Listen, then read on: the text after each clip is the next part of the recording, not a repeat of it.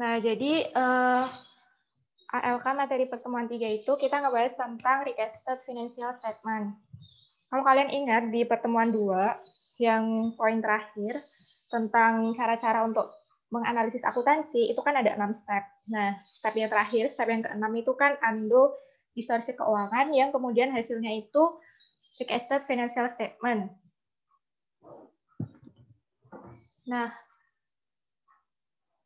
disinilah di pertemuan 3 ini kita bakal ngebahas lebih detail tentang cara untuk membuat recasted financial statement atau cara-cara buat mengundo distorsi keuangan.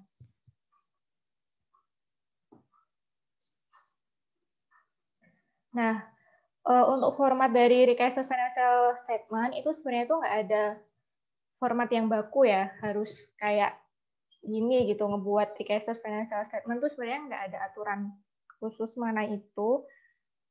Jadi terserah gitu, kalau mau disamain kayak annual report yang dipunyain perusahaan, kayak yang kita pelajarin selama ini tuh juga sebenarnya nggak apa-apa gitu. Jadi nggak ada aturan khusus lah untuk membuat untuk membuat recasted financial statement.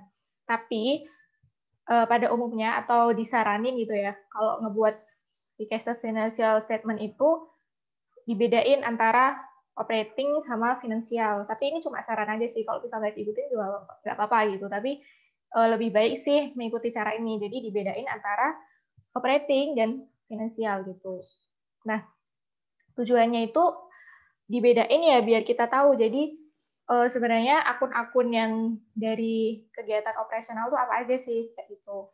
Nah, ini tuh ada contohnya. Jadi maksudnya dibedain itu, ini misal dari income statement-nya ya. Jadi tuh dibedain operating revenue-nya gitu. Ini misal perusahaan pesawat terbang gitu. Jadi kalau operating revenue dari perusahaan pesawat terbang kan berarti dia pendapatannya itu berasal dari jasa pesawat ya. Ya gitulah, jasa penerbangan gitu pokoknya. Terus selain operating revenue juga operating expense. Jadi dikelompokin yang operating tuh apa aja, terus yang financing ntar apa aja gitu. Nah, ini operating expense. Terus kalau udah ketemu berarti kan net operating profit. Nah, terus habis ketemuin net operating profit, terus dimasukin lah tuh other operating income atau expense. Kayak tax atau gain or loss on foreign exchange kayak gitu. Nah, terus ketemu profit and loss from operation. Terus ada tax-nya gitu. Terus ketemu profit and loss from operation after tax. Nah, kalau udah ketemu profit or loss from operation after tax, terus dimasukin yang dari financing activities gitu, kayak finance income, financing cost gitu. Terus habis itu ketemu ntar akhirnya net profit. Pokoknya dia dibedain antara operating sama financing. Itu dari income statement. Nah, kalau yang income statement tuh mungkin kita nggak asing ya dengan format kayak gini. Soalnya biasanya kita juga bikinnya kayak gini kan, dibedain financingnya pasti yang ditaruh di bawah habis operation. Cuma mungkin kita yang asing tuh kalau melihat balance sheet. Jadi balance sheet selama ini kan kita kalau bikin jarang banget dibedain antara operating sama financing gitu. Nah, tapi kalau yang bikin recasted financial statement itu disaranin dibedain antara operating asset sama financing asset gitu. Dibedain juga antara operating liabilities sama financing liabilities. Nah, ini contohnya kalau misal dia operating asset itu berkaitan langsung sama kegiatan operasional perusahaan. Jadi kayak misal trade account receivable, inventories, dan lain-lain itu kan dia langsung berkaitan ya ke perusahaannya. Kalau misal dia perusahaan dagang kan berarti trade account receivable, inventories itu kan berarti berkaitan langsung di aktivitas operasional perusahaan. Sama juga kayak operating liabilities, berarti ada trade account payable, terus accrued expense, unearned revenue, kayak gitu. Nah, operating asset, terus dikurang sama operating liabilities, ntar ketemu namanya net operating asset. Nah, setelah mengelompokkan yang operating, terus kita mengelompokkan yang financing. Jadi yang dari aktivitas financing. Ini misal financial asset, berarti ada cash, non-cash equivalent, terus ada investment. Pokoknya dia yang nggak berkaitan langsung, kayak investasi kan dia nggak berkaitan langsung ya, kalau misal perusahaannya itu perusahaan dagang. Nah, di situ financial liabilities juga dimasukin. Jadi kayak loan from bank, terus lease, terus bonds payable, itu kan dia nggak berkaitan langsung dengan kegiatan operasional gitu. Nah, financial asset dikurangin financial liabilities, ntar ketemu net debt. Nah, kalau ekuitas nggak perlu ya dikelompokin. Nggak perlu dikelompokin operating sama financing. Nah, terus net operating asset dikurangi net debt, ntar ketemu hasilnya sama dengan ekuitas. Jadi kayak gitu tentang format dari recasted financial statement. Nah, setelah kita belajar format-format recasted financial statement tadi, berarti kan ada dua hal penting yang kita tangkap kalau dia tuh nggak ada standar yang baku untuk membuat recasted financial statement, tapi disaranin untuk membuatnya itu dibedain antara operating sama finansial. Nah, kayak gitu yang kita tangkap dari recasted financial statement. Terus selanjutnya kita belajar tentang distorsi. Nah, distorsi ini tuh terjadi pada distorsi aset, terus liabilitas, sama ekuitas. Jadi ntar di sini tuh kita bakal belajar distorsi-distorsi apa aja sih yang terjadi di aset, liabilitas, sama ekuitas gitu. Dan distorsinya tuh dalam bentuk yang kayak gimana gitu. Nah, yang pertama kita belajar tentang distorsi aset.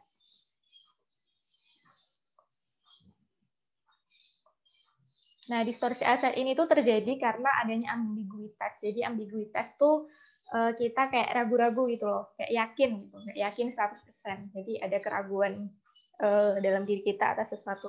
Nah, sesuatunya itu apa? Di sini tuh ada beberapa. Jadi adanya ambiguitas mengenai yang pertama itu adanya apakah perusahaan itu benar-benar memiliki, menguasai, atau dia punya hak kontrol penuh terhadap aset perusahaan.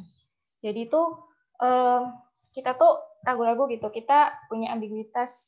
Iya nggak sih perusahaan itu benar-benar punya kuasa atau hak kontrol terhadap aset miliknya gitu. Nah, jadi sebenarnya tuh kita tuh kalau misal pengen bebas distorsi ya, kita tuh harus yakin kalau aset yang dia punya atau yang dipunya perusahaan itu benar-benar milik perusahaan. Tapi terkadang kita tuh ragu. Nah, contohnya pas kita ragu tuh kayak gini. Jadi misal lessor pesawat Adam Air itu menarik pesawat Adam Air. Nah, ini kan ambigu ya. Adam Air, perusahaan Adam Air maksudnya, itu kan aset yang penting dalam perusahaannya itu kan pesawat. Karena perusahaan pesawat, kalau misalnya nggak ada pesawat, ya dia mau ngapain, gitu kan. Nah, tapi di sini tuh lessor dari pesawat Adam Air itu tuh dia menarik gitu. Jadi ditarik balik, diambil lagi gitu. Nah, ini kan berarti menimbulkan ambiguitas kan, loh. Terus jadi yang punya siapa? Lessor apa Adam Air-nya gitu. Kok lessornya bisa ngambil? Nah, kayak gitu. Padahal pesawatnya itu dipakai dalam kegiatan operasional dari Adam Air itu. Nah, contoh lain. Contoh lain, ada transaksi leasing, siapa yang memiliki atau menguasai aset. Ketika perusahaan menjual piutangnya, siapa yang memiliki atau menguasai piutang tersebut. Nah, ini tuh maksudnya ini terkait sama apa ya? sama leasing sih. Kan di materi leasing yang kita udah belajar di AKM, itu kan kita mengenal adanya dua jenis ya. Ada capital lease atau financing lease sama ada operating lease. Nah, untuk mengklasifikasiin masuk ke capital lease atau masuk ke financing lease, untuk mengklasifikasiin masuk ke financing lease atau operating lease, itu kan ada beberapa kriteria, yang ada 5 uji klausul sewa itu. Nah, tapi terkadang praktiknya itu tuh nggak sesuai kayak yang ada di standar. Jadi misal seharusnya dia udah harusnya dimasukin ke financing list gitu, tapi sama perusahaannya dicatat ke operating list. Nah, akibatnya apa? Akibatnya ya berarti kayak gini kan, kalau sebenarnya yang membedain antara financing sama operating itu kan dari kepemilikan aset, transfer kepemilikan ya maksud aku. Kalau misal financing itu kan berarti asetnya itu ada transfer kepemilikan gitu, maksudnya si lesi itu kan berarti dia mengakui punya aset gitu kan, yang namanya right of use asset gitu. Terus dia juga ngedepresiasi itu. Nah, tapi kalau operating list berarti kan asetnya masih punya lessor, dan yang ngedepresiasi juga lessor gitu kan. Nah, jadi standarnya sih harus kayak gitu. Cuma terkadang dalam praktiknya itu nggak bisa sesuai standar. Jadi kayak misal ini nih, contoh yang ini kan berarti dia operating list kan, karena lessornya dia bisa menarik pesawat dari Adam Air gitu. Nah, itu tentang yang kepemilikan. Terus selanjutnya, apakah future economic benefit yang dihasilkan aset bisa diukur dengan reasonable certainty. Jadi, apakah future economic benefit itu bisa diukur dengan tingkat kepastian yang masuk akal gitu. Jadi future economic benefit itu maksudnya di masa depan aset yang kita punya itu bisa mendatangkan manfaat ekonomi gitu bagi kita. Nah, kalau untuk aset tetap sih mungkin ya, karena biasanya di aset tetap itu kan udah jelas gitu berapa kapasitas produksi. Kayak misal kita punya aset tetap mesin gitu. Mesin itu bisa digunain tiap harinya untuk memproduksi 10.000 barang gitu. Nah, itu kan udah jelas gitu kan. Nah, tapi kalau intangible kayak paten atau goodwill, itu kan kita pakai estimasi. Nah, estimasi ini juga kadang tuh salah gitu. Makanya dia menimbulkan distorsi. Jadi untuk menghitung estimasi itu dibutuhkan kayak judgement dari profesional gitu, biar nggak mistake. Nah, ini ada contohnya. Jadi sekawan Inti Pratama 3 tahun yang lalu itu mencatat goodwill sebesar 4,2 triliun. Terus tahun depannya nilai goodwill turun menjadi 92 miliar. Nah, ini kan turunnya banyak banget itu kan dalam waktu 3 tahun.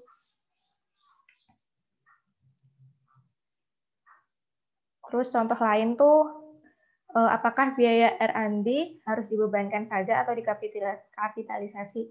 Nah, ini tuh, jadi kalau biaya R&D, kalau misal kalian ingat, untuk yang R itu kan semua memang harus dibebankan. Tapi untuk yang development itu kan kita bisa mengakui sebagai beban atau dia dikapitalisasi ke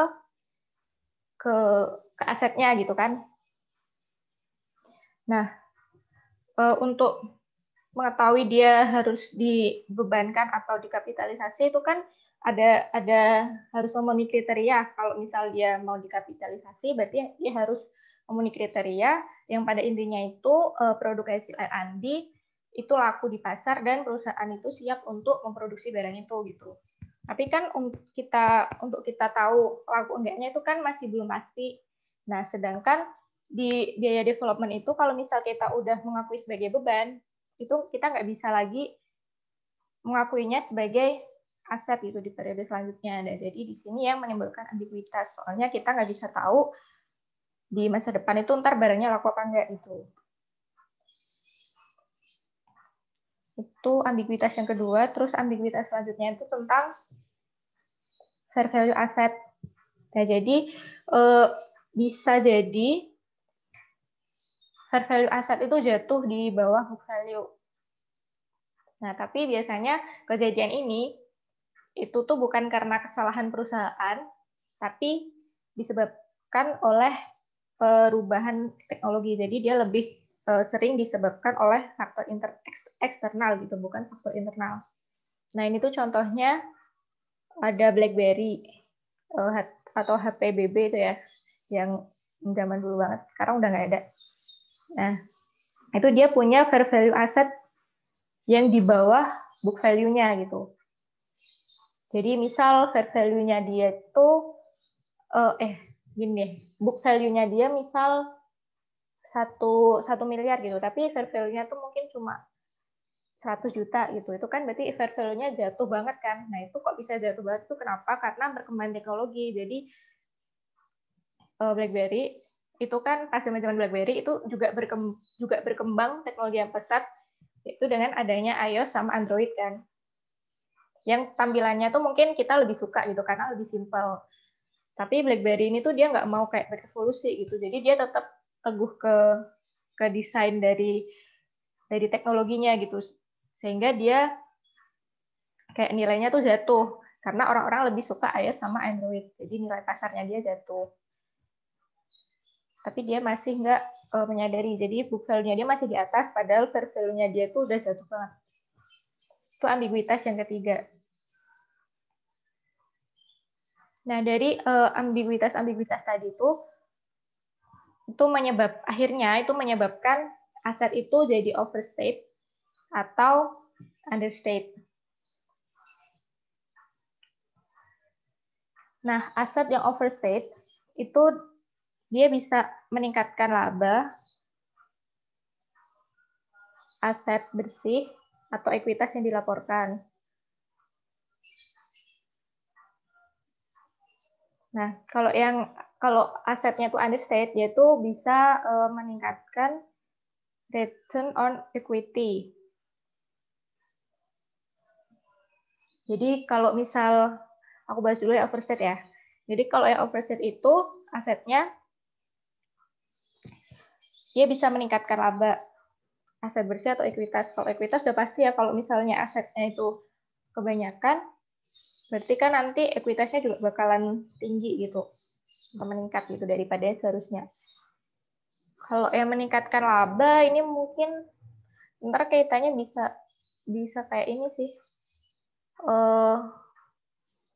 receivable sama revenue. Ntar bakal aku bahas di selanjutnya aja deh, slide selanjutnya. Ini buat gambaran doang.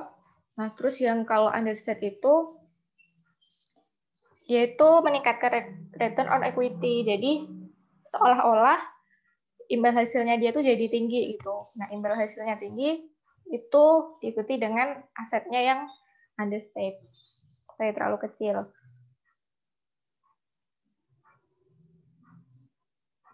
Nah, overstate dari aset itu tuh bisa dipengaruhi oleh beberapa hal. Yang pertama itu menunda, menghapus, atau impairment test, baik aset lancar maupun aset tetap. Jadi itu misalnya kayak gini, perusahaan itu punya aset tetap, misal kayak mesin gitu ya, dia tuh udah usang gitu, dia udah nggak bisa digunain. Jadi kalau nggak bisa digunain, berarti kan udah nggak bisa menghasilkan manfaat ekonomi kan. Tapi sama perusahaan itu dia nggak buru-buru dihapus, jadi masih dibiarin aja di laporan gitu, masih dibiarin aja di neraca gitu, nggak buru-buru dihapus. Nah, ini bakal mengakibatkan asetnya itu kan overstate gitu. Soalnya aset itu kan sumber daya yang dipunya perusahaan untuk menghasilkan pendapatan gitu kan, untuk menghasilkan manfaat ekonomi gitu. Nah, tapi si mesin tadi itu tuh dia udah nggak bisa menghasilkan manfaat ekonomi, tapi nggak buru-buru dihapus, makanya overstate. Nah, alasan yang kedua overstate itu bisa disebabkan karena underestimate atas cadangan. Nah, ini tuh kaitannya sama allowance for doubtful account atau AFDA. Nah, AFDA itu kan dibentuk dari estimasi ya, kayak misal AFDA-nya ditentuin, diestimasiin, angkanya itu 5% dari net sales gitu. Nah, padahal seharusnya AFDA-nya itu 10% dari net sales. Nah, berarti kan underestimate, estimasinya terlalu kecil. Padahal AFDA itu kontra account dari aset. Kalau misalnya AFDA-nya terlalu kecil, berarti kan mengakibatkan asetnya itu terlalu besar, kayak gitu.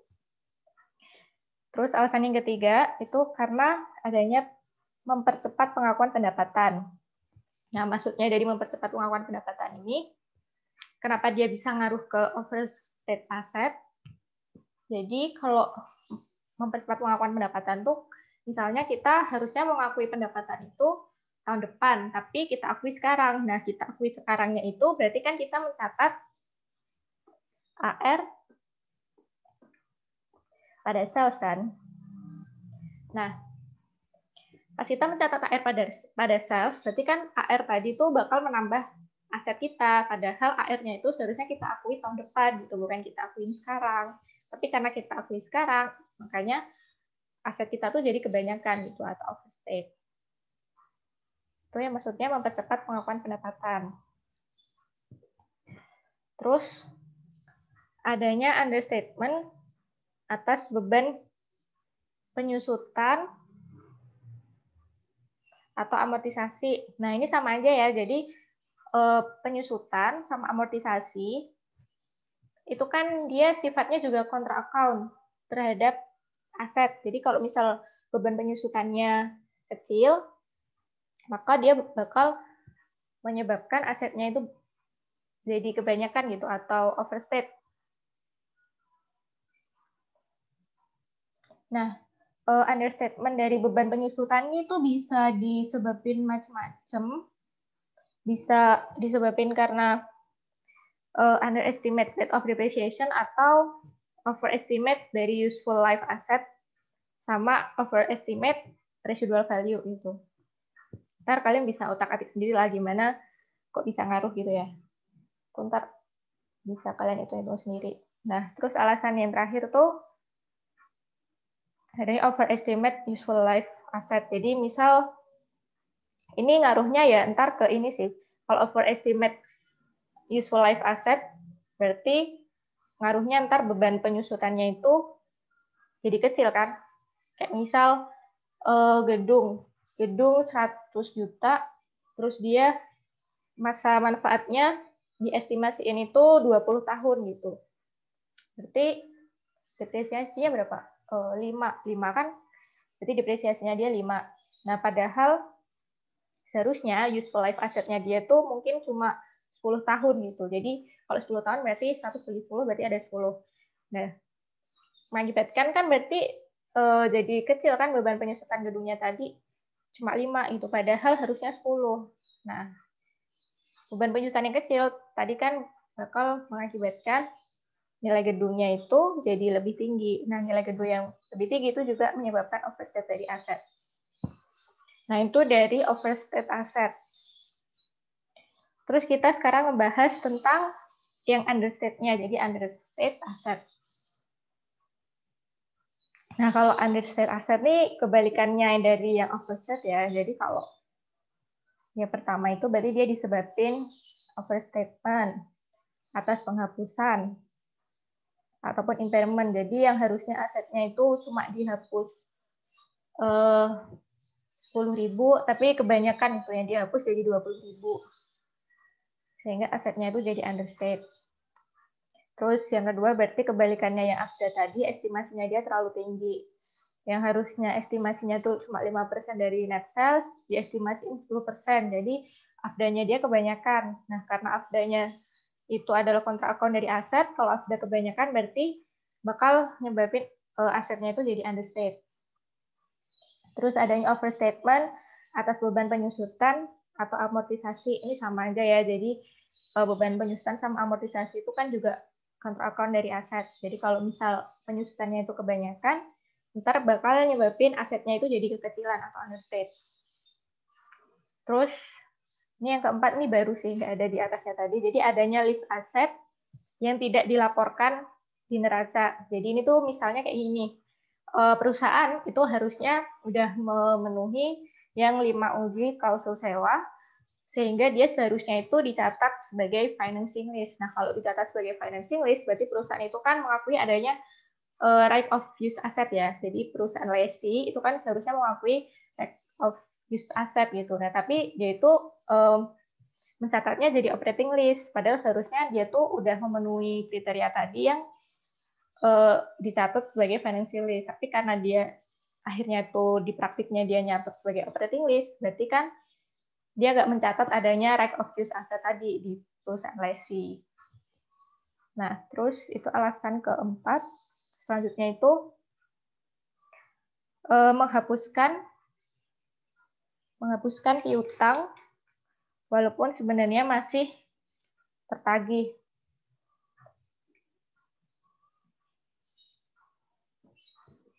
Nah, ini tuh kaitannya sama ini ya, sama factoring. Jadi kayak, bukan sih, factoring ntar yang liabilities. Nah, jadi ini tuh menghapuskan piutang walaupun sebenarnya masih tertagih. Jadi sebenarnya piutangnya itu masih bisa ditagih gitu sama perusahaan, tapi sama dia itu udah dihapus gitu. Berarti kan AR-nya jadi hilang kan, padahal seharusnya masih ada. Nah, itu menyebabkan unlisted asset. Terus yang selanjutnya itu tidak mencatat aset tak berwujud di neraca. Nah, karena aset tak berwujud itu kan perlu professional judgment ya. Jadi kadang tuh ada yang nggak tercatat gitu di neraca. Nah, jadi itu tentang distorsi aset.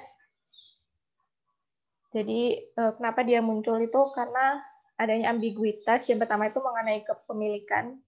Apakah benar-benar aset perusahaan itu dimiliki atau perusahaan itu punya kontrol penuh terhadap aset itu. Terus yang kedua itu apakah future economic benefit itu dia bisa diukur dengan tingkat kepastian yang masuk akal. Terus alasan ketiga itu ambiguitas tentang fair value of asset. Nah, ambiguitas tadi itu bisa menyebabkan asetnya itu jadi overstate sama understate. Jadi distorsi aset tuh nyebabin asetnya tuh jadi overstate dan understate. Kalau overstate tuh dia bakal meningkatkan laba aset bersih atau ekuitas. Kalau understate itu dia bisa meningkatkan ROE. Jadi seolah-olah imbal hasil yang dihasilkan perusahaan itu jadi tinggi. Nah, overstate aset ini juga ada macam-macam penyebabnya. Terus understate aset itu pokoknya kebalikannya dari overstate aset. Nah, selanjutnya kita masuk ke distorsi liabilitas.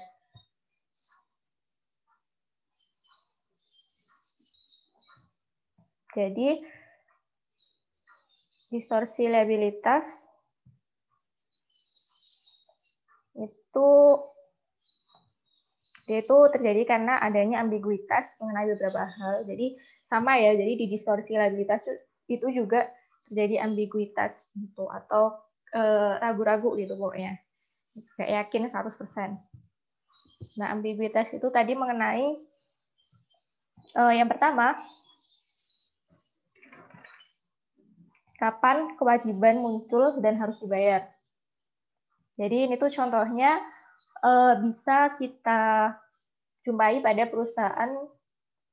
pada joint operation. Jadi joint operation itu biasanya digunain buat perusahaan konstruksi. Di mana mereka itu biasanya bekerja sama untuk menyelesaikan suatu proyek. Jadi joint operation ini tuh misalnya kayak ini. Jadi pembangunan gedung gitu. Nah, pas bangun suatu gedung itu tuh yang bangun itu beda-beda gitu. Kayak misal yang bangun atapnya gitu itu perusahaan A, terus ntar yang bangun liftnya itu perusahaan B, terus yang ngebangun kayak jalanannya itu perusahaan C. Jadi beda-beda gitu yang ngebangun sesuai dengan fungsi perusahaan masing-masing. Nah, mereka itu dalam melakukan joint operation tadi ya, dia tuh melakukan joint revenue dan joint cost. Jadi misal kayak ngebeli materialnya itu barengan gitu, dan makainya itu juga barengan. Nah, misal kalau perusahaan A itu dia misal beli material gitu. Nah, material tadi itu dibayar secara kredit. Nah, tapi yang pakai material tadi tuh macam-macam gitu, dipakai semuanya sama perusahaan A, B, C gitu kan, ya namanya joint operation ya, dipakai barengan gitu kan. Nah terus yang mengakui kewajibannya itu siapa aja? Nah, disitulah kita harus hati-hati gitu dalam mencatat kewajiban. Jadi harus dihitung secara kayak ya secara benar lah hitungnya gitu. Kewajiban perusahaan A, B, C itu berapa aja. Nah, ini tuh benar. Akan lebih baik apabila tiap perusahaan yang bekerja sama itu menggunakan keunggulannya. Jadi sesuai dengan keunggulan. Misal kalau perusahaan A dia lebih unggul dalam membangun atap gitu. Ya udah berarti dia ngebangun atap. Kalau perusahaan C mungkin dia lebih unggul kalau dia tuh bikin aspal, jalanan aspalnya sekaligus taman gitu di sekitar gedung. Berarti dia ya udah harus ngebangun yang itu tadi, yang aspal sama taman gitu. Nah, kita itu maksudnya analis akuntansi itu tuh harus hati-hati kalau misal perusahaan yang melakukan joint operation itu melakukan joint operation tuh sama perusahaan afiliasinya gitu. Karena bisa aja pengakuan liabilitas itu ditaruh di perusahaan afiliasinya biar seolah-olah liabilitas di perusahaan utamanya itu kecil gitu, biar terlihat bagus. Jadi kalau misal ada joint operation antara perusahaan induk sama afiliasi itu kayak analis akuntansi harus lebih hati-hati gitu. Karena takutnya ya tadi liabilitasnya itu ditaruh semua di perusahaan afiliasi.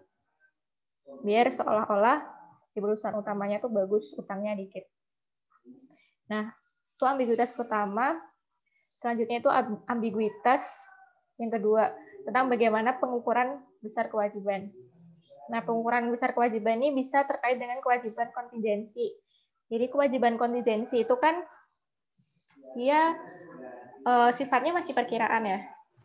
Misalnya kayak waranti kayak gitu. Itu kan masih perkiraan gitu. Kita ngebuat kewajiban itu perkiraan karena nggak tahu kan ntar yang ngeklaim garansi itu ada berapa kan kita nggak tahu gitu. Nah, ini misal nih. Misal Samsung Galaxy Note 7 yaitu punya masalah pada baterai sehingga meledak. Nah, sehingga pelanggannya itu banyak yang ngeklaim garansi gitu, melebihi estimasi yang dibuat dari Samsung tadi. Samsung itu nggak tahu tuh kalau baterai dari Samsung Galaxy Note 7 itu bakalan meledak gitu. Dia tuh nggak tahu. Sehingga dia nggak estimasi garansinya itu dikit gitu kan. Nah, ternyata meledak kan baterainya. Akhirnya pelanggan tuh yang ngeklaim banyak gitu. Jadi kayak overload gitu. Klaim dari garansi. Itu contohnya. Jadi kalau yang terkait dengan kewajiban kontingensi, nah terus gimana tuh cara kita menghitung estimasi gitu dari misal garansi. Nah kalau estimasi itu kan biasanya bisa kan kita ngitung pakai data historis gitu. Nah tapi kalau yang Samsung Galaxy Note 7 ini ya agak kesulitan karena kan emang Samsung Galaxy Note 7 ini dia produk baru kan, jadi mau cari data historis dari mana gitu. Makanya harus lebih hati-hati lah untuk mengestimasi. Terus contoh lainnya ini mobil Honda yang airbag-nya bermasalah setelah 3-4 tahun sehingga semua global produksinya harus ditarik. Ini aku nggak tahu sih kasusnya kayak gimana ya mobil Honda. Pokoknya kayak gitu. Intinya mengestimasikan liabilitas tuh dia terlalu kecil gitu. Nah, jadi cuma ada 2 ambiguitas yang menyebabkan distorsi liabilitas, yaitu berarti ada kapan kewajiban munculnya harus dibayar. Ini berkaitan sama joint operation. Terus yang kedua itu bagaimana pengukuran besar kewajiban terkait dengan kewajiban kontingensi. Nah, distorsi dari liabilitas itu bakal menyebabkan understated liabilities. Nah, jadi itu beda kayak tadi ya. Beda kayak yang aset. Kalau aset kan menyebabkan overstated liabilities sama understated liabilities. Kalau yang aset tadi kan menyebabkan overstated aset sama understated aset. Tapi kalau yang understated liabilities itu pada umumnya yang terjadi itu understated gitu, nggak ada overstated. Kenapa ya? Karena kalau ngapain gitu kan ya overstated liabilities? Kalau liabilitiesnya banyak kan berarti mengindikasikan perusahaannya itu buruk kan. Jadi ya ngapain overstate. Jadi kebanyakan tuh understate gitu, understate liabilities bukan overstate.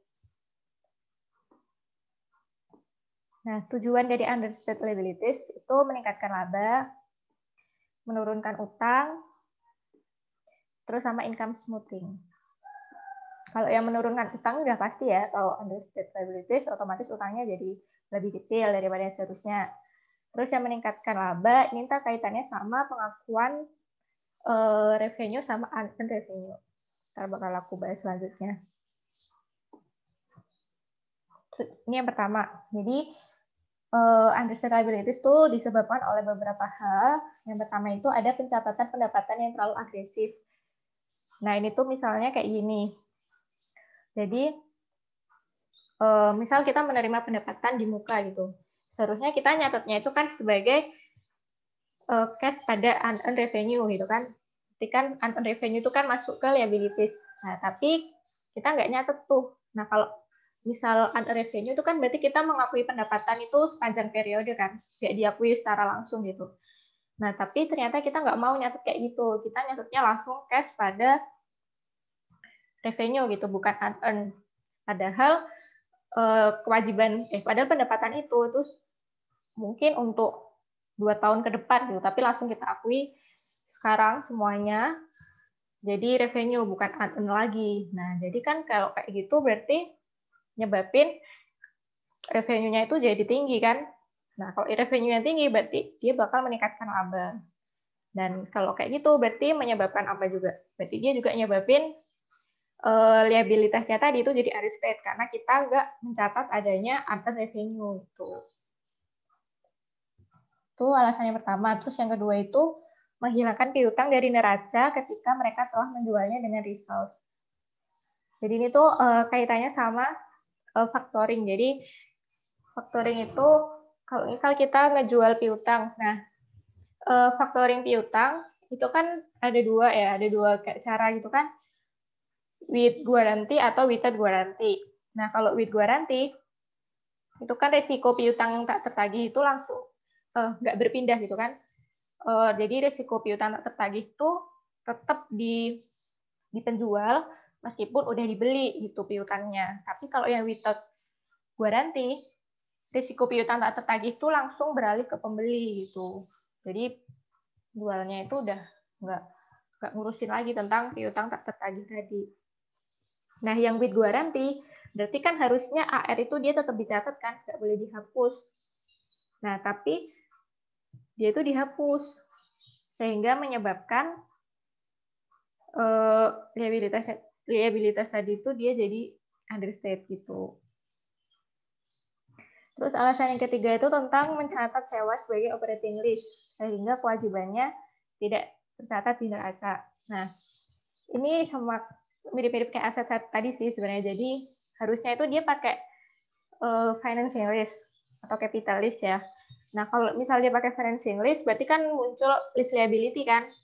Nah, tapi dia tuh ternyata nyatetnya pakai operating lease. Nah, kalau pakai operating lease berarti kan nggak ada kan lease liability lagi, karena dia cuma mengakui adanya run expense gitu, yang ntar masuknya di income statement.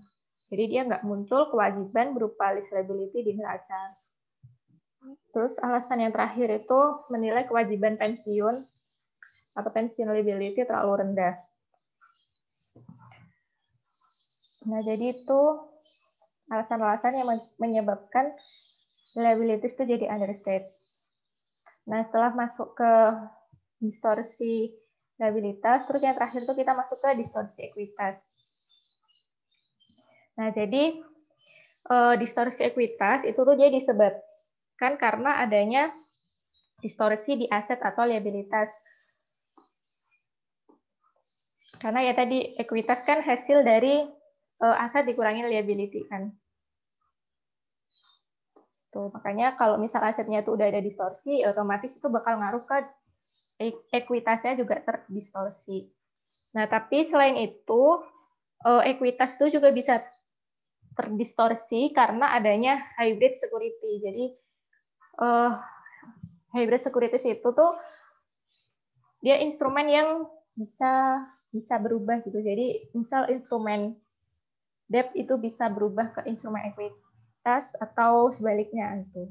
Contohnya tuh convertible bonds. Jadi ini kalau convertible bonds kan berarti sekuritas utang yang bisa dikonvert jadi sekuritas ekuitas gitu.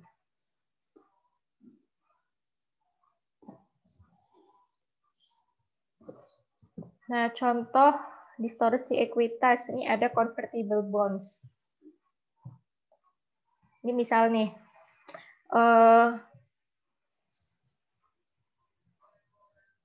jadi perusahaan itu menerbitkan convertible bonds 1 juta lembar, nominalnya itu $1, terus nominal interest 10%, tenor dia 3 tahun. Nah, convertible bonds kan berarti bonds-nya itu dia bisa di-convert ke saham biasa kan.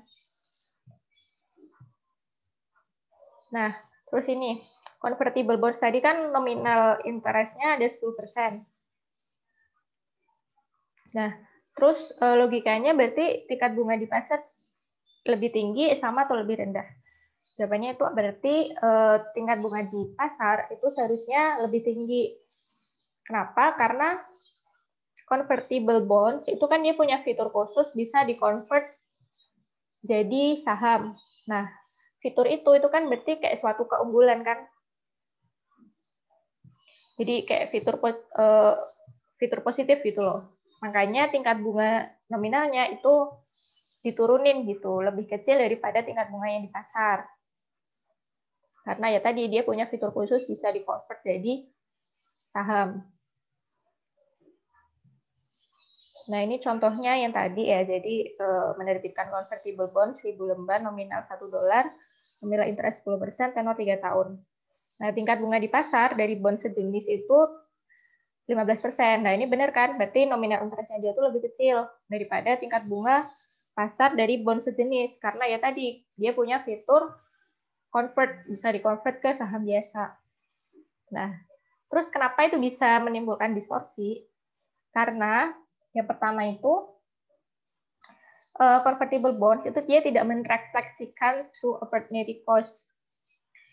True opportunity cost itu tuh tergambar di market rate, di mana market rate-nya bond sejenis itu adalah 15%. Nah, tapi di sini nominal interest-nya itu 10%. Jadi dia nggak mencerminkan rate yang sebenarnya gitu, karena adanya fitur tadi, fitur convertible. Nah, terus alasan yang kedua kenapa dia ada distorsi itu karena value dari opsi konversi saham itu tidak dicatat. Jadi itu kayak gini. Ini tuh terjadi distorsi karena yang poin kedua itu maksudnya, jadi itu ini ketika perusahaan itu kalau pas misal menerbitkan convertible bonds, dia itu nyatetnya tuh cuma cash pada convertible bonds ya, pada liabilities convertible bonds gitu sebesar 1 juta. Nah, padahal seharusnya kita tuh harus mencatat value dari opsi konversi saham tadi.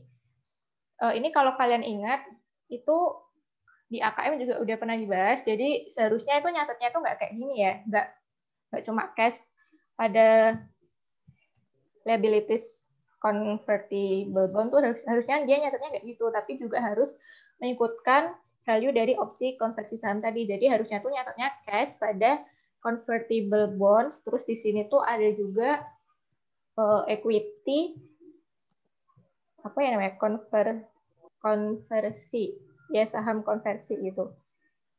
Nah itu ntar hitung-hitungannya kayak gimana bakal dibahas sih. Oh ya, ini seharusnya nyatetnya itu bukan kayak gini, tapi cash pada convertible bonds, terus sama equity share option. Harusnya kayak gitu. Jadi menyertakan value dari opsi konversi saham. Gak cuma gini doang. Nah, untuk penghitungannya kayak gimana, selanjutnya bakal dijelasin sama Raffi.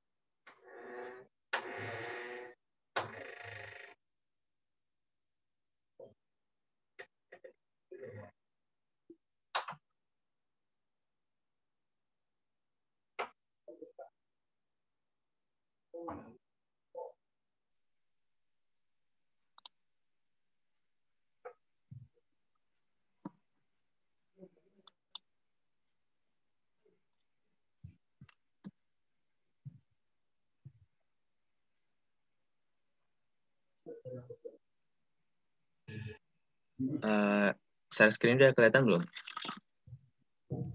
Udah. Oke.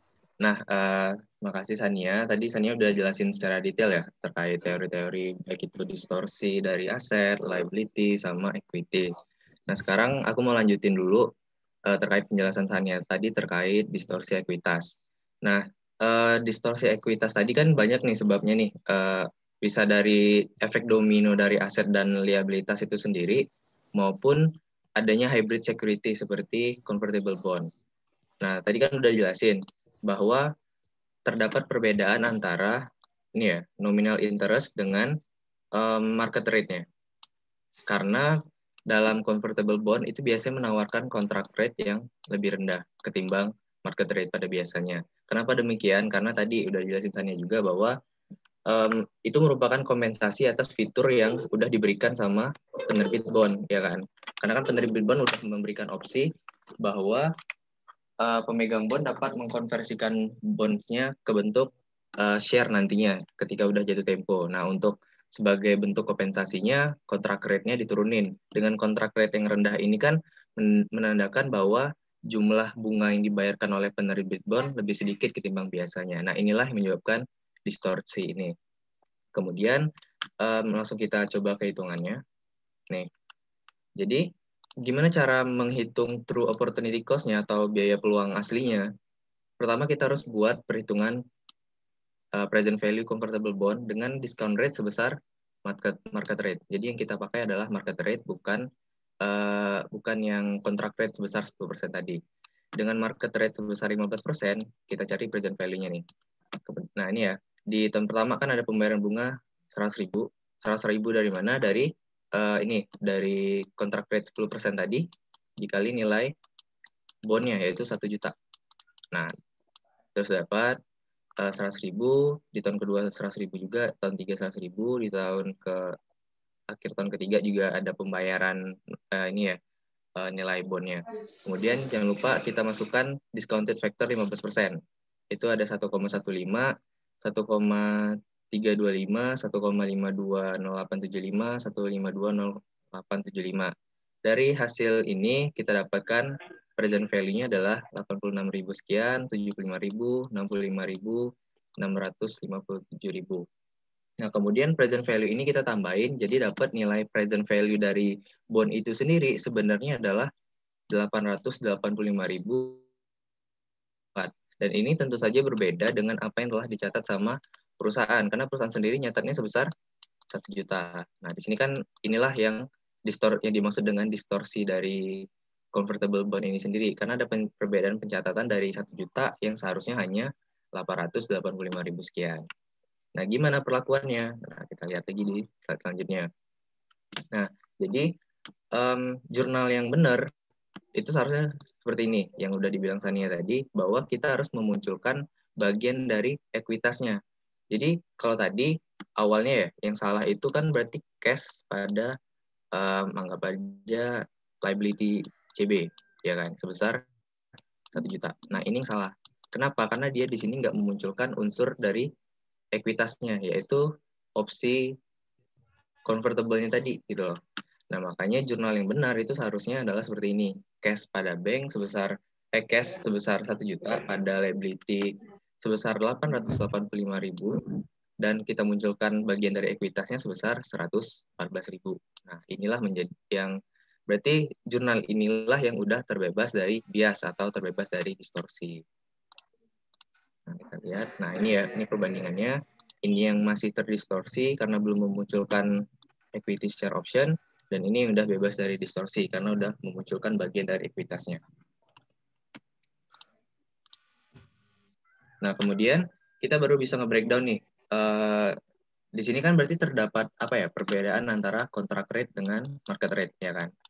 Ketika ada perbedaan antara contract rate dan market rate, kita wajib melakukan amortisasi. Entah itu mau dia premium ataupun diskon, ya itu kita wajib amortisasi.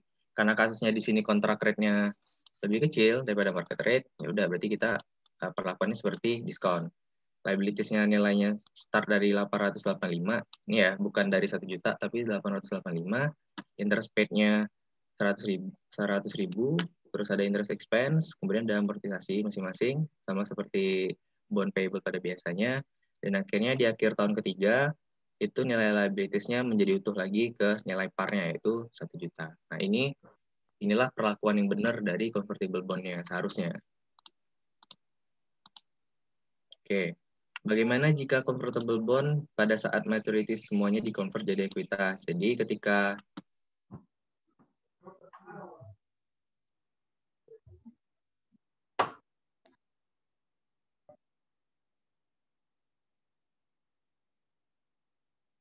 kita tinggal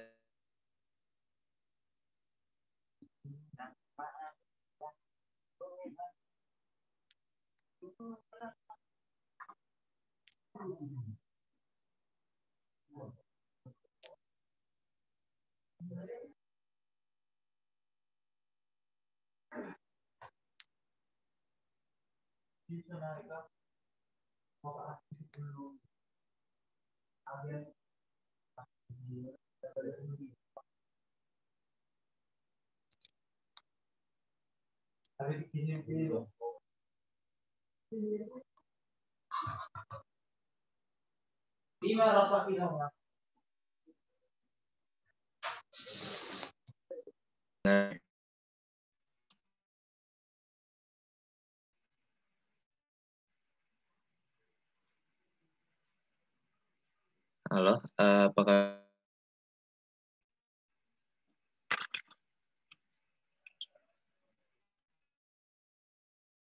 kita pakai adalah depreciation of aircraft and engines.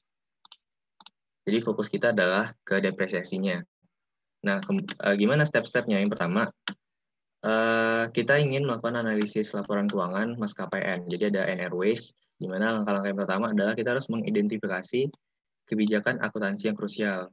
Seperti misalkan kebijakan akuntansi aset, misalnya penyusutan pesawat dan mesin. Karena di sini fokus kita adalah depresiasi, maka yang perlu menjadi fokus kita adalah ya kebijakan depresiasinya itu sendiri. Kemudian cek fleksibilitas akuntansinya. Ternyata metode akuntansi penyusutan itu banyak, benar ya. Karena kita bisa memakai straight line, kita bisa pakai double declining. Nah, itu masih ada sum of the year dan berbagai metode lain. Nah, disinilah berarti kita perlu hati-hati nih, karena kita harus kita harus benar-benar paham kira-kira perusahaan itu memakai metode yang mana, karena kan opsinya juga lumayan banyak. Kemudian yang ketiga, baru kita bisa mengevaluasi strategi akuntansi. Caranya gimana ya? Cara yang paling umum digunakan adalah kita ngebandingin dengan peer industry atau perusahaan sejenis. Oke. Nah, ini ya. Di sini ada fokus kita ini. Anggap aja kita sebagai analis, kita mau menganalisis laporan keuangan si maskapai N. Sementara nanti pembandingnya adalah ini ya, peers industry ini. Nah, fokus kita nantinya adalah kita harus ngelihat depresiasi nih, depresiasi di sini. Dari aircraft and engines maupun spares-nya. Nah, nanti kita bisa ngecek apakah ada terjadi distorsi atau enggak gitu. Kemudian, bagaimana cara kita untuk melakukan komparasi dengan peers? Caranya, kita harus melakukan perbandingan yang namanya depreciation to cost ratio. Depreciation to cost ratio. Gimana dapatnya? Kita balik lagi ke slide sebelumnya. Nah, di sini kita lihat depreciation expense-nya kan untuk yang N ya. Untuk aircraft and engine 207 dan 182. Untuk mendapatkan depreciation cost to ratio, 207 kita bagi dengan cost dari aircraft itu sendiri, yaitu 3850. Jadi 207 dibagi 3850. Nah, sama untuk yang 182 kita bagi dengan ini, 3383. Nah, selanjutnya untuk yang peer industry-nya sama perlakuannya. 1091,1 kita bagi dengan 15.626. 991,5 kita bagi dengan 9769,7. Nah, untuk yang spare-nya juga berlaku demikian ya. Bentar. Oke, karena ini kan spare-nya nih 51,5 kita bagi dengan cost spare, dan ini juga sama. 11 dibagi 255, 13 dibagi dengan 244. Nah, ketika kita udah dapat depreciation to cost ratio-nya, nah ini ya. Untuk maskapai N sendiri, untuk Yang ini aircraft, yang atas, yang ini spare. Kemudian kita lihat di sini 2007 5,38%, sementara peer industry-nya 6,98%. Untuk 2008 5,38%, sementara peer industry-nya 10,15%. Dari sini bisa kita lihat bahwa depresiasi to cost ratio dari maskapai N itu dari tahun ke tahun selalu lebih rendah ketimbang peers, ya kan? Nah, inilah yang bisa kita yang bisa kita jadi acuan untuk meneliti apakah benar depresiasinya memang lebih rendah atau ada distorsi di balik itu gitu loh. Cuman di sini ada tipsnya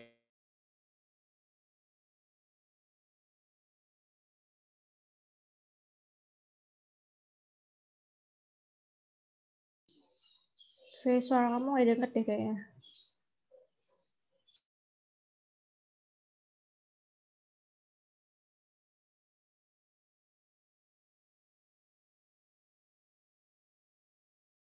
Kita harus cari yang benar-benar dia itu menggambarkan industrinya, dan ya tentunya yang kita bandingkan adalah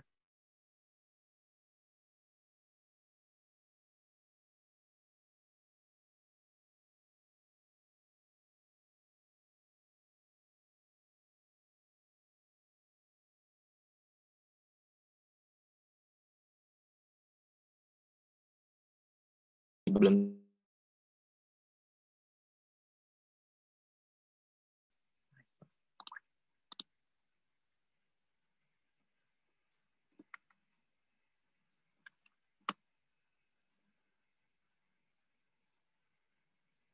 Halo?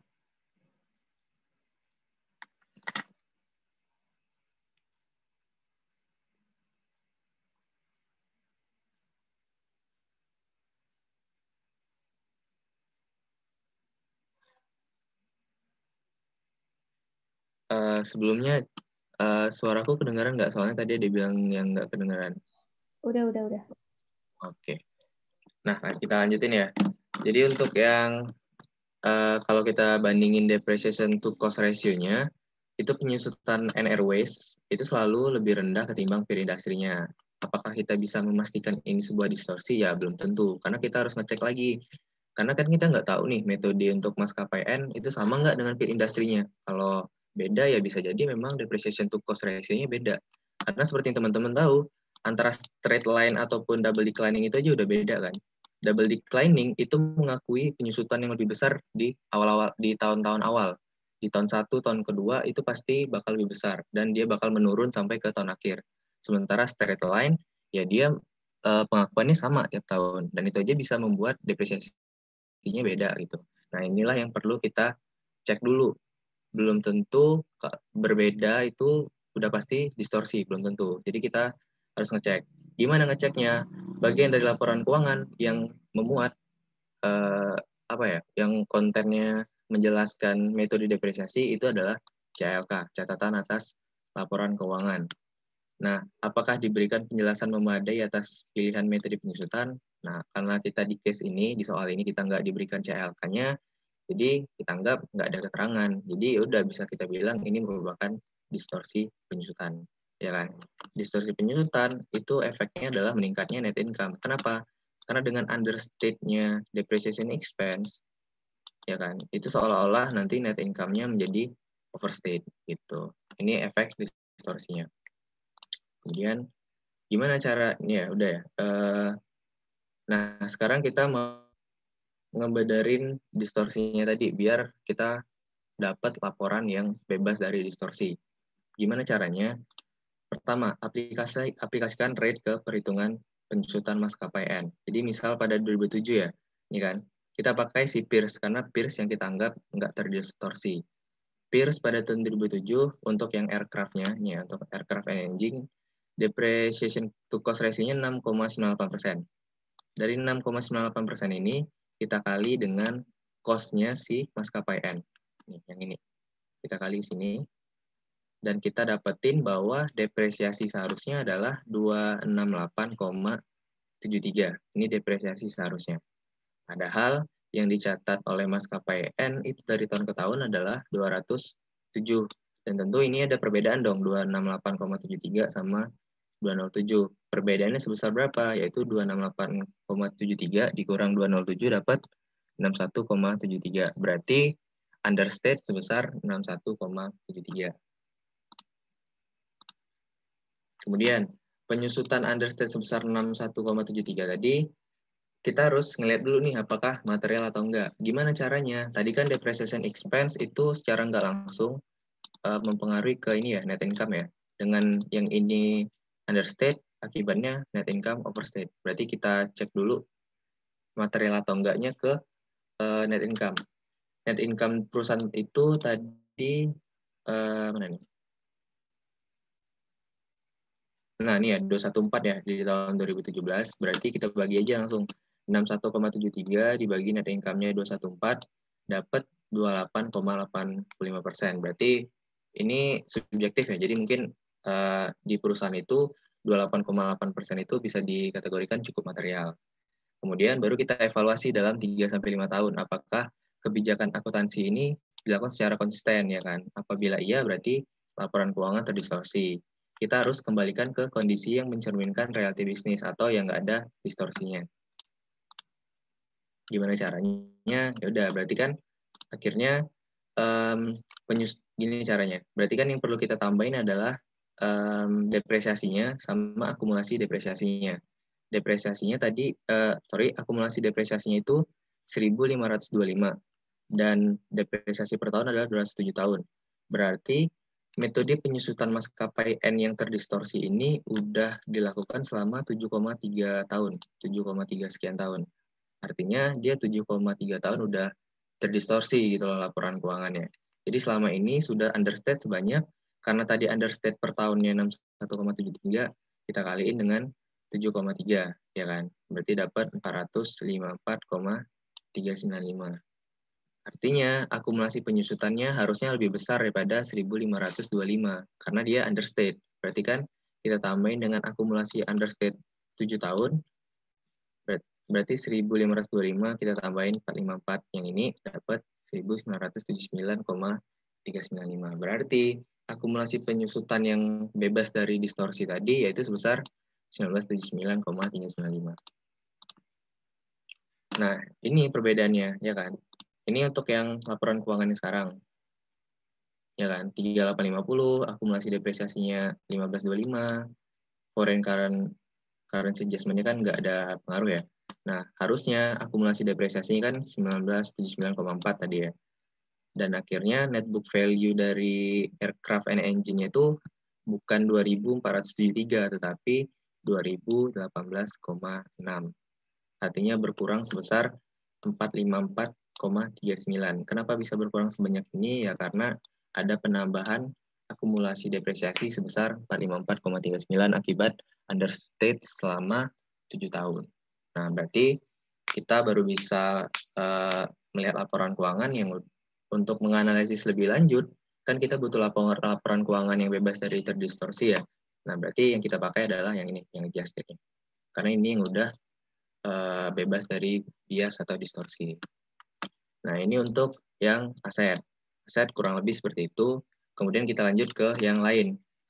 Contoh yang selanjutnya adalah, kan tadi ekuitas sudah, aset udah. Nah, yang terakhir itu dari sisi liabilitasnya. Di sini kita ambil contoh kasusnya adalah lease atau sewa. Nah, ini kita review bentar biar nanti enak memahami soalnya. IFRS sesuai dengan PSAK 30 ya tentang sewa. Jadi ada 3 tahap analisis penentuan kategori sewa. Tahap pertama, kita harus mengecek bahwa sewa itu cancelable atau non-cancelable, ya kan? Jika sifatnya cancelable, ini udah otomatis sebagai operating lease, ya kan?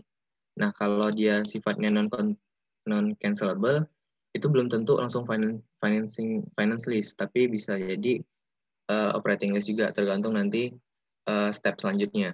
Jika dia non-cancelable, berarti kita melakukan uji tahap kedua, yaitu uji 4 kriteria pokok. Apa aja? Ya ini, apakah ada perpindahan kepemilikan, apakah ada BPO, apakah terminnya sebagian besar usia dari manfaat aset. Nah, dari uji inilah bisa kita menentukan dia non-cancelable atau balik lagi ke operating lease. Nah, ini ya, uji-ujinya ini pasti masih ingat ya, karena semester 4 kemarin.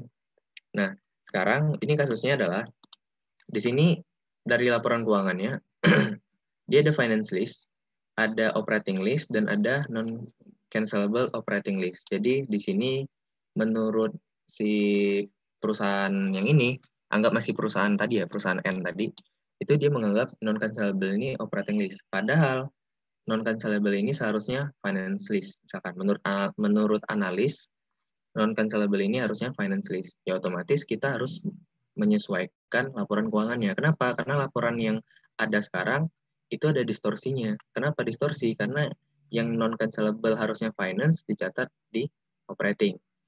Apakah ada efek? Tentu saja ada efek ya. Karena tadi udah dijelasin Sania juga, bahwa kalau operating list kita hanya mencatat rent expense. Ya kan? Jadi seolah-olah kita nggak ada list liability di sana kan. Jadi seolah-olah perusahaan ini utangnya rendah gitu loh. Berarti kan kalau nanti efeknya, efek jangka panjangnya ya, atau efek ke depannya, pihak eksternal yang melihat laporan keuangan seolah perusahaan ini bagus, karena liability-nya tuh bisa dibilang rendah gitu. Padahal kalau kita mencatat sebagai finance list, pasti perusahaan mencatat list liability. Otomatis list liability-nya itu lebih tinggi dari apa yang udah dicatat oleh perusahaan N. Nah, makanya kita perlu melakukan penyesuaian seperti pelakuan aset tetap dan ekuitas tadi.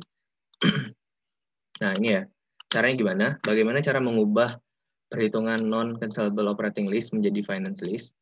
Kita harus tahu cost to rate-nya. Kalau tadi di depreciation to cost, kalau di list ini adalah cost per rate. Rate finance list, gunakan PV dari finance list ya. Nah, ini kita udah ada PV dari finance list. Ini ada not later than 1 year, berarti yang tidak lebih dari 1 tahun itu PV-nya 458,2. Lebih dari 1, namun kurang dari 5, berarti kan tahun kedua 34, itu ada 375,4. Kemudian lebih dari 5 tahun sebesar 400,8. Nah, kita langsung aja ke tabel perhitungannya seperti ini. Nah, ini kan tadi untuk tahun pertama 458,2, karena di sini udah jelasin bahwa yang tidak nilai PV yang tidak lebih dari 1 tahun itu 458,2. Berarti kita masukin di tahun pertama sebesar 458,2. Later than 1 but not later than 5 year, berarti 2, 3, 4, 5 ya, 4 tahun, itu totalnya 375,4.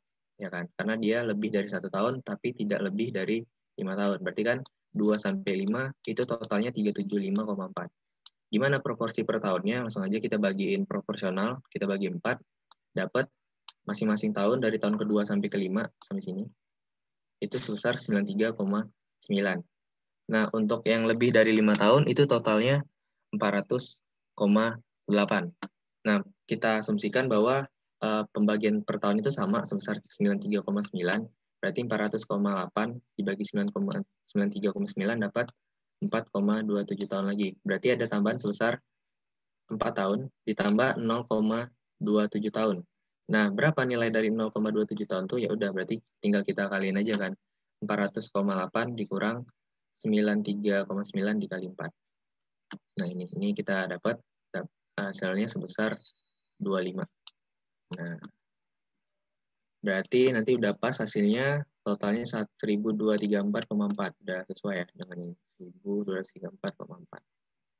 Oke, dari sini kita bisa dapatkan bahwa, nah ini ya. Nah, lalu bagaimana cara mencari rate-nya? Kita ingin mengubah non-cancelable operating list menjadi finance list. Berarti kita pengen mengubah ini. Oleh karena itu, kita harus mencari rate-nya. Kan tadi kita udah dapat nih, cost dari masing-masing tahunnya. Kita harus nyari rate-nya. Rate-nya itu bisa menggunakan interpolasi, seperti yang kita pelajarin di ManQ kemarin, ataupun kita bisa menggunakan fungsi solve, pakai kalkulator ataupun pakai Excel bisa. Ya kan? Berarti kan nilai finance list-nya setelah dikurangi finance charge itu 1058,5 nih. 1058,5 kita sama dengan kan 458,2 masuk yang tahun pertama, terus 93,9 itu bisa kita pakai annuity aja secara langsung sampai ke tahun ke-9, dan terakhir tahun 10, 25 per 1 tambah R pangkat 10. Dan dari sini kita dapatkan rate-nya itu 4,18%, atau untuk menyederhanakan perhitungan kita bulatkan aja ke 4,2%. Kita udah dapat cost dari tahun ke tahun, kita udah dapat rate-nya 4,2%, baru kita tinggal kita sesuaikan non-cancelable operating list ini biar menjadi finance list. Gimana caranya? Ya kita pakai rate 4,2%. Nah, sekarang kita lihat, kita bentuk lagi non-cancelable list ini cost per tahunnya gimana. Kalau di sini kan no later than 1 year-nya 391 ya, berarti di tahun pertama sama 391. Terus ada later than 1 but not later than 5 year, berarti kan lebih dari 1, tapi nggak lebih dari 5, berarti 2 sampai 5-nya totalnya 1278. Berarti 1278 kita bagi 4 itu dapat nih ya. Nih, 321,8. Kemudian sisanya adalah later than 5 year, berarti kan bisa kita bagi 6531, 653,1 dibagi ini 321,8. 321,8 itu dapat 2, sekian, 2, sekian. Makanya ada tahun ke-8 yang hanya 9,6 karena dia nggak bulat 2 tahun. Kalau dia bulat 2 tahun, pasti berhenti di tahun ke-7. Tapi karena dia koma seperti kasus yang finance list tadi, dia ada tahun ke-8-nya sebesar 9,6. Nah, ini kan masih nilai cash flow yang terdistorsi ya. Gimana caranya biar nggak terdistorsi lagi? Kita pakai rate dari ini tadi, dari finance list. Nah, sebesar 4,2% yang udah kita cari. Berapa present value-nya? Ya udah tinggal kita present value aja cash flow ini pakai rate finance list sebesar 4,2%. Udah kita dapat masing-masing tahun present value-nya masing-masing. Sehingga dapat total dari non-cancelable operating list yang seharusnya finance list ini adalah sebesar 1990,41 bukan 2331,20. Nah ini ya, ini bukti bahwa dia ada terdistorsi. Yang seharusnya 1990, tapi kenyataannya dicatat sebesar 2331. Kalau kita sebagai analis nggak menyesuaikan laporan keuangannya, dan kita berarti kan analisisnya pakai data yang lama ya, yang ini. Dan otomatis analisis kita juga bakal salah ke depannya. Nah, makanya sebelum melakukan analisis lebih dalam, itu wajib menggunakan laporan yang bebas dari distorsi, yaitu sebesar 1990,41 ini untuk kasus list liability. Nah, oke, untuk yang list liability udah sampai sini aja. Untuk Sania ada yang mau ditambahin nggak, San? Udah cukup sih aku kayaknya. Oke, dari Sania sama aku juga udah cukup. Silakan teman-teman yang mungkin masih bingung, boleh bertanya.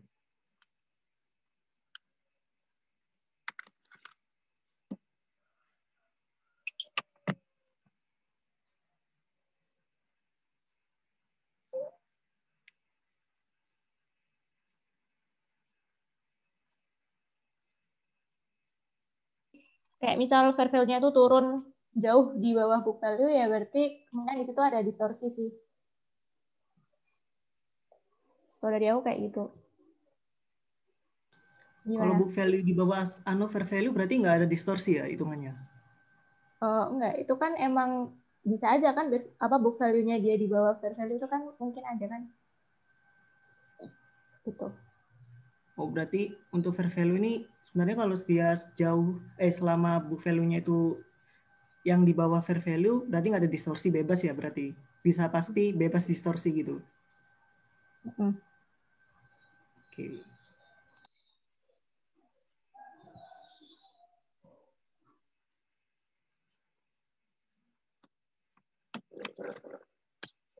Oke, ada lagi teman-teman?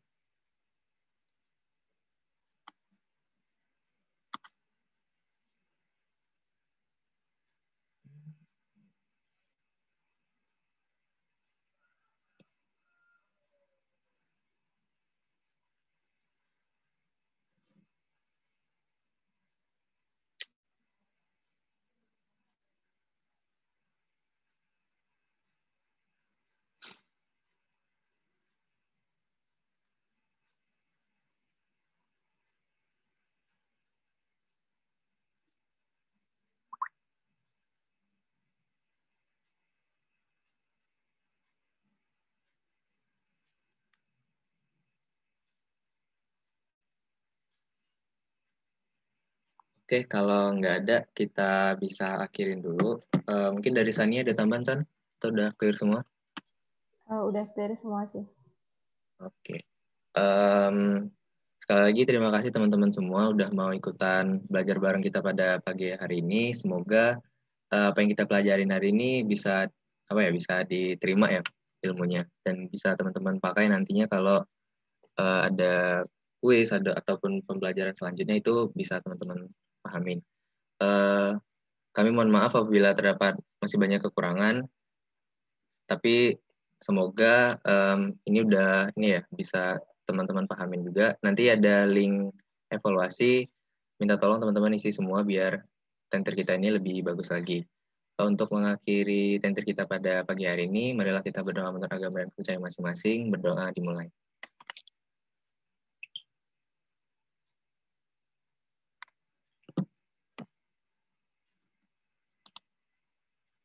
Berdoa dicukupkan. Baik, terima kasih teman-teman semua. Kami akhiri. Wassalamualaikum warahmatullahi wabarakatuh. Waalaikumsalam. Terima kasih teman-teman. Terima kasih teman-teman.